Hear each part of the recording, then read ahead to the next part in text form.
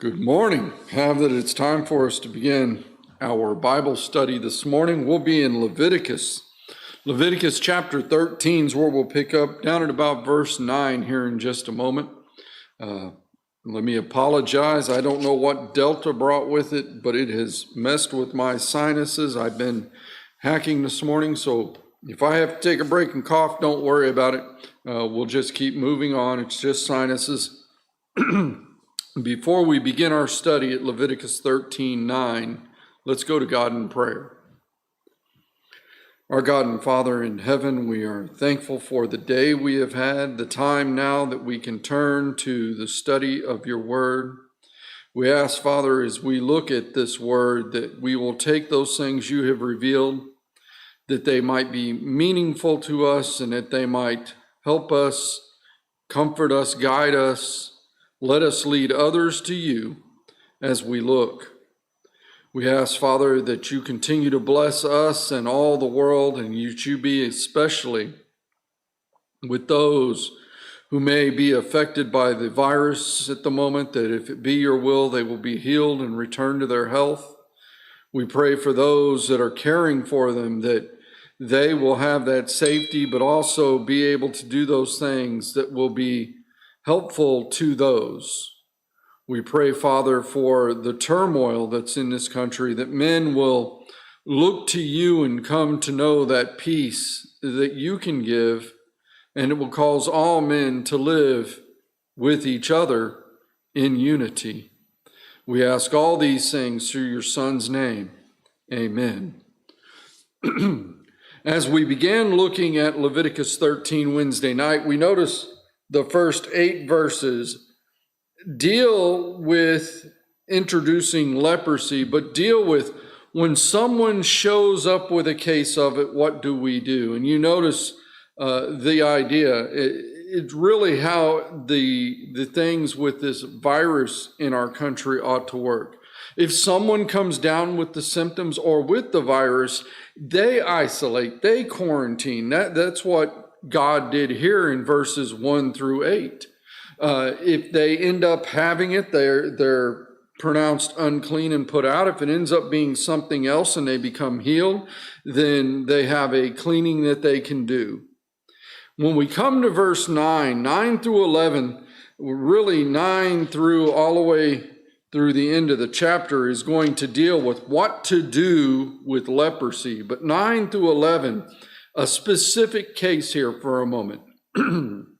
What about a man who had the leprosy, became non-contagious, non-leprous any longer, in other words, was clean, but now the situation's changed. Notice verses 9 through 11.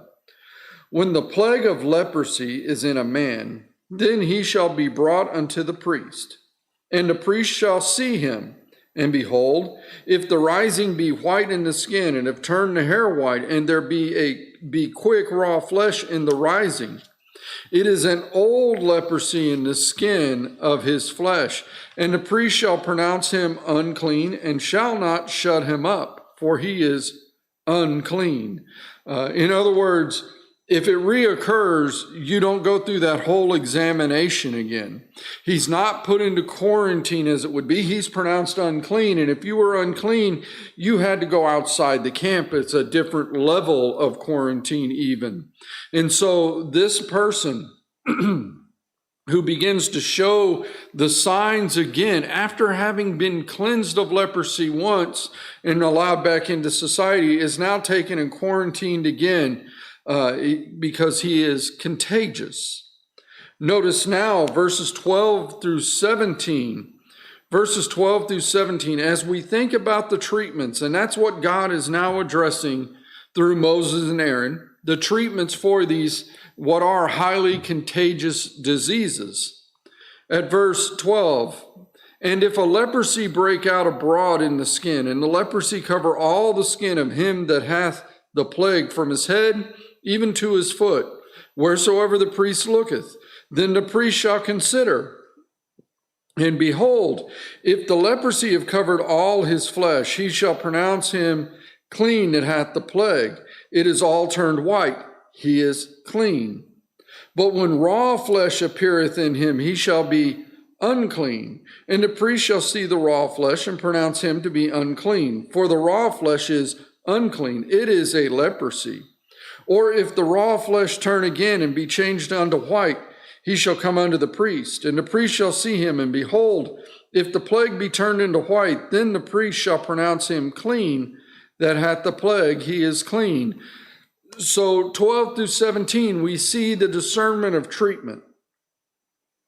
If a man were to come in with the disease of leprosy at the moment, and the priest looks and notices that the man has no open sores, as we would say, no open skin coloring due to the disease, then the priest would be able to pronounce him clean because he is no longer contagious.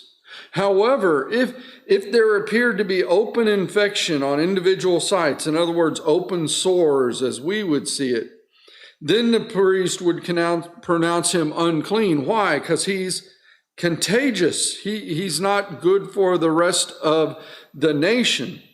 And so you had not only the direct thoughts of clean and unclean in terms of the diagnosis of the disease and how man reacted to it, but you also had the idea of the ritual effects. If he was unclean, he couldn't participate in the feast or coming into the sacrifices or any of those type of things. So we have the man quarantined if we see the infection, pronounced clean if the infection is covered over, it's scabbed, it's no longer there. Verses 18 through 23, we now see a particular case where an individual has a skin irritation. He's brought before the priest, and so we're going to see how the priest determines it. Notice this: the flesh also, in which even in the skin thereof was a boil, and is healed. And in the place of the boil there be a white rising, or a bright spot, white and somewhat reddish, and it be showed to the priest. And if when the priest seeth it, behold, it be in sight lower than the skin, and the hair there be turned white, the priest shall not pronounce him unclean. It is a plague of leprosy broken out of the boil. But if the priest look on it, and behold, there be no white hairs therein, and if it be not lower than the skin, but be somewhat dark, then the priest shall shut him up 7 days. And if it spread much abroad in the skin, then the priest shall pronounce him unclean. It is a plague. But if the bright spot stay in his place and spread not, it is a burning boil, and the priest shall pronounce him clean. So we see the idea of the boil, some spot on the skin. When the priest comes and looks at it, if it goes into the skin, in other words, if it's really just an open sore that may have scabbed over, the priest looks at it, and if there's white hairs or it's lower, then he's unclean. If it's above the skin and there's no white hairs and it doesn't seem to be spreading, then he's pronounced clean, because the leprosy is not going anywhere. It's basically, as described here in the King James, a boil or some sort of skin anomaly that just is. We've all seen that. We know what we're talking about when we run into things. Beginning at verse 24, going through 28, and we're going to think about this in a grander scheme here as we progress through time, but look at these specifics as he's doing it, 24 through 28. Or if there be any flesh in the skin whereof there is a hot burning, and the quick flesh that burneth have a white bright spot, somewhat reddish or white, then the priest shall look upon it, and behold, if the hair in the bright spot be turned white, and it be in sight deeper than the skin, it is a leprosy broken out of the burning. Wherefore the priest shall pronounce him unclean. It is a plague of leprosy. Verse 26, but if the priest look on it, and behold, there be no white hair in the bright spot, and it be no lower than the other skin, and be somewhat dark, then the priest shall shut him up 7 days. And the priest shall look upon him the seventh day. And if it be spread much abroad in the skin, then the priest shall pronounce him unclean. It is a plague of leprosy. And if the bright spot stay in his place and spread not in the skin, but be somewhat dark, it is a rising of the burning. And the priest shall pronounce him clean, for it is an inflammation of the burning. We get again the idea, if there is this spot that appears on the skin, and all of us can think about this. If you've ever had something like a boil or a pimple that appears and you scratch it long enough, you're going to open the skin and it's going to that's what's being looked at here. Probably more contagious is the key. And so again, we have that picture. The priest is to look at it. If it meets certain conditions, he's unclean. If it meets certain other conditions, well, let's put you in quarantine for 7 days. And then we look at it again. And if it's spread, unclean. If it hasn't spread, you're clean. And so we see the whole idea is to protect the nation physically from this dreaded disease, from these skin disorders. You begin at verse 29 and go through verse 37. We notice again another large part of it. 29 through 37. If a man or woman hath a plague upon the head or the beard, then the priest shall see the plague, and behold, if it be in sight deeper than the skin, and there be in it a yellow thin hair, then the priest shall pronounce him unclean. It is a dry scall, even a leprosy upon the head or beard. And if the priest look on the plague of the skull, and behold, it be not in sight deeper than the skin, and that there is no black hair in it, then the priest shall shut him up that hath the plague of the skull 7 days. And in the 7th day the priest shall look on the plague, and behold, if the skull spread not, and there be in it no yellow hair, and the skull be in sight deeper than the skin, he shall be shaven, but the skull shall not be not shave. And the priest shall shut him up that hath the skull 7 days more. And in the 7th day the priest shall look on the skull, and behold, if the skull be not spread in the skin, nor be in sight deeper than the skin, then the priest shall pronounce him clean, and he shall wash his clothes and be clean. But if the skull spread much in the skin after his cleansing, then the priest shall look on him, and behold, if the skull be spread in the skin, the priest shall not seek for yellow hair, for he is unclean.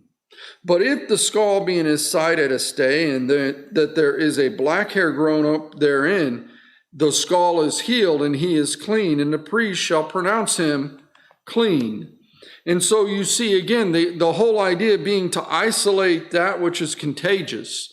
And the priest is given ways to look at this spot in the skin, what's called skull here, and decide, is it contagious? Is it something that we have to worry about? And it's by first just looking at it and seeing if it's lower again than the skin. Does it have a yellow hair in it? If it doesn't have a yellow hair in it and there is no black hair in it, in other words, maybe there's no hair at all, or it's not black at least, the priest has shut him up 7 days. At the end of the 7 days, the priest looks at it again and decides what's going on and whether you're clean or unclean. And you notice that picture still. If you were pronounced clean, what did you do? You went and washed your clothes. One of the interesting things here was with it being in the head or the beard, that if it had that first 7 days that it came back and you weren't sure, then the man was to be shaven. Well, think about that. What's one of the things that even in modern medical, if you have something like that shows up in the hair, they're going to shave around it so that they can get to it, see it, and treat it. And it also helps prevent it from spreading through the hair. Fortunately, there are better ways to do it now, but think about how one way that lice used to be treated.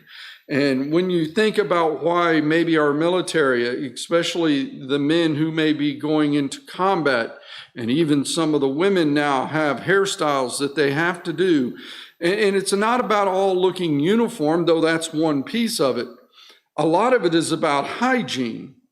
You get the hair out of the way, it's easier to keep it clean. You don't have to worry about it spreading. And so you see that same thing put forth by God here, so that you knew whether these things were clean or unclean, contagious or not contagious. Verses 38 and 39, now as you begin to work down through verse 46 is going to be where we end, but we'll notice it in smaller places. But 38 and 39, if a man also or a woman have in the skin of their flesh bright spots, even white bright spots, then the priest shall look, and behold, if the bright spots in the skin of their flesh be darkish white, it is a freckled spot that groweth in the skin, he is clean. We would call those, sometimes they're called liver spots, sometimes they're just called age spots. But they deal with a condition that is similar to leprosy, but not related. And so you have an appropriate diagnosis depending on what it is he sees. Verses 40 through 44, we get some symptomology of an individual who's experienced severe hair loss. Notice, and the man whose hair is fallen off his head, he is bald, yet is he clean. And he that hath his hair fallen off from the part of his head toward his face, he is forehead bald, yet is he clean. And if there be in the bald head or bald forehead a white reddish sore, it is a leprosy sprung up in his bald head or his bald forehead. Then the priest shall look upon it, and behold, if the rising of the sore be white reddish in his bald head or in his bald forehead, as the leprosy appeareth in the skin of the flesh, he is a leprous man, he is unclean. The priest shall pronounce him utterly unclean. His plague is in his head. And so we see a picture. One of the great things we can note here for us men, I'm still lucky, still have plenty of hair on the head, though I have a couple of thinning spots, but some of us understand the hair just falls out. That does not make a man unclean. God says it right here. If the man goes bald, the man's just bald. He's still clean. Now, if there is a sore that arises, it comes up on that bald head. Now you have to go through the steps of leprosy again, and you can become, in verse 44, utterly unclean. Why? Because the plague is in his head. And so we see the picture. You get to verses 45 and 46. You're going to get some interesting detail here regarding public health warnings and notification practices.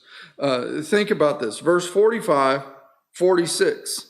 And the leper in whom the plague is, his clothes shall be rent and his head bare, and he shall put a covering upon his upper lip and shall cry, unclean, unclean. All the days wherein the plague shall be in him, he shall be defiled. He is unclean. He shall dwell alone. Without the camp shall be his habitation. And so we see the picture here. Is it possible for the plague to go away? Well, we've been reading about it and what to do and how to tell that. And so he has a way out of this, but as long as he is leprous, as long as he is contagious, what has to happen? Well, he has to be unclean. He has to dwell alone, and he has to be without the camp. And you notice in this age where we've got this virus going around right now, that they're encouraging everyone to wear a mask. I understand part of that, but notice the real thing that ought to be happening. If the leper, if the person has this disease, what was he to do? He shall put a covering on his upper lip and shall cry, unclean, unclean. Take a look, a place we often know the story and what's going on, but go to Luke 17. Luke 17, verses 11 through 19, and think about what we've been reading. Here is the presentation of this same material when Jesus is on the earth in the New Testament. Luke 17, beginning at verse 11, going down through verse 19 for the moment. And it came to pass, as he went to Jerusalem, that he passed through the midst of Samaria and Galilee. And as he entered into a certain village, there met him 10 men that were lepers, which stood afar off. What was it they were to do? They're to be alone and separated. Look at verse 13 now. And they lifted up their voices and said, Jesus, Master, have mercy on us. And when he saw them, he said unto them, Go show yourselves unto the priest. And it came to pass, as they went, they were cleansed. And one of them, when he saw that he was healed, turned back and with a loud voice glorified God, and fell down on his face at his feet, giving him thanks. And he was a Samaritan. And Jesus answering said, Were there not 10 cleansed? But where are the 9? There are not found that return to give God glory to God, save this stranger. And he said unto him, Arise, go thy way, thy faith hath made thee whole. So we see this very picture of what they were to do in verses 45 and 46 of Leviticus 13. You put a covering over your upper lip. You let people know you have this contagious disease. You tell them to stay away. You're put into quarantine. Not healthy people in quarantine. The one with the disease was set aside. Now, as we think about this for just a couple of moments before we go into the rest of the chapter, we're going to see it when we study in the New Testament, but leprosy is often a type of sin. When sin comes into the body, what do you have to do? You have to put it out. You have to treat it. If sin enters into the church, what are we supposed to do with that sin? Put it out. What did you do with that person? You put them out of the camp until they were clean, till it's taken care of. And so we see that same sort of picture being done. But how far can leprosy go now? Notice what happens now, verses 47 through 52. We're going to talk about the threat to public health involving the infection of clothing and garments. All right, so keep in mind this as we look at it. The garment in verse 47 of Leviticus 13, going through 52. The garment also that the plague of leprosy is in, whether it be a woolen garment or a linen garment, whether it be in the wrap or warp or woof of linen or of woolen, whether in a skin or in anything made of skin. And if the plague be greenish or reddish in the garment or in the skin, either in the warp or in the hoof or in anything of the skin, it is a plague of leprosy and shall be showed unto the priest. And the priest shall look upon the plague and shut it up that hath the plague 7 days. And he shall look on the plague on the 7th day. If the plague be spread in the garment, either in the warp or in the woof or in a skin or in any work that is made of skin, the plague is a fretting leprosy. It is unclean. He shall therefore burn that garment, whether warp or woof, in woolen or in linen or in anything in the skin wherein the plague is. For it is a fretting leprosy. It shall be burnt in the fire. And so we see an idea that the leprosy can travel into the clothing. I think one of the best ways to look at this is to think about poison ivy or poison oak for a moment. The reason you're not supposed to scratch it and then touch anywhere else is because the oils get on your fingertips and then can go wherever you happen to touch, whether it be the eyes or whatever. But it's also happened because I had a long sleeve shirt on once. When I got into some of it, I rolled that shirt down, put it over that spot that I had gotten it into. The problem was I didn't think about that. And when I pulled that sleeve back up again, I spread that in it. So it went all up the arm. It was in that clothing. And so you can see the picture, what can happen here. This is talking about visible leprosies that get into clothing that's made of wool or of skins. And so the whole idea is because of the infectious nature, it was to be burnt. Well, we could understand this, and we can ask this when we get into later discussion of it. But even in certain plagues today that have happened in developing countries especially, but even in the past in the United States, the way you treated the plague was you burnt the things that were infected. You killed that infection right there because nearly everything is killed by fire. Yes, even the coronavirus is affected by heat, i.e. fire. So we see the picture. Looking at verses 53, going on down to 59, so we'll close out this chapter this morning. It says, "And if the priest shall look, and behold, the plague be not spread in the garment, either in the warp or in the woof or in anything of skin, then the priest shall command that they wash the thing wherein the plague is, and he shall shut it up 7 days more." So you see the idea. If there's a chance it could be cleaned out, let's wash it. We'll put it up for 7 days.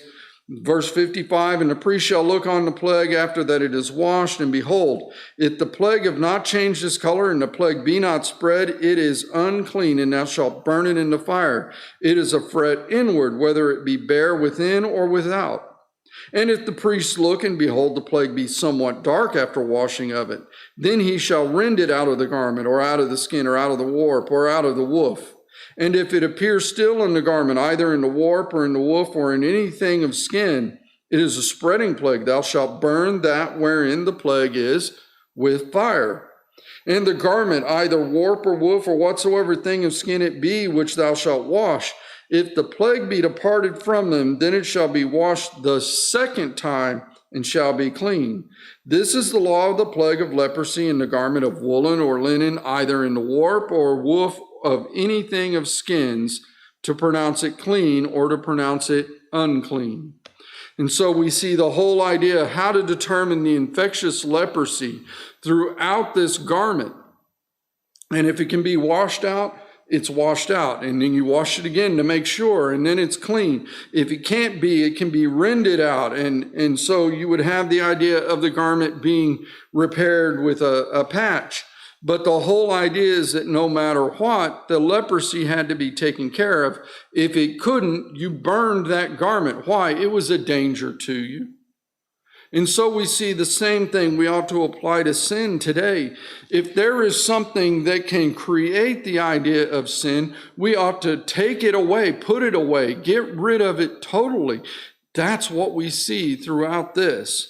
We'll pick up on Wednesday night at Leviticus 14 in the cleansing of the lepers. How does one go from being leprous to being clean? And so we'll start that Wednesday night.